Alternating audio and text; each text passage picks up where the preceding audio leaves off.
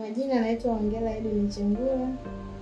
Nilikuwa na shida kutopata mtoto miaka 6, ila namshukuru Mungu, Dr. Nikas ametusaidia, tumepata mtoto mzuri wa kike.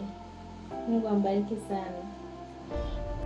Kina mama wote ambao wamethibitika kuwa na matatizo ya kiafya katika mfumo wao wa uzazi, njia pekee ambayo inaweza kuwapatia watoto na kuwapatia furaha katika nyumba hiyo ni IVF.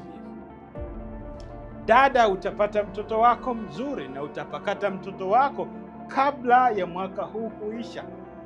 Mungu akusaidie.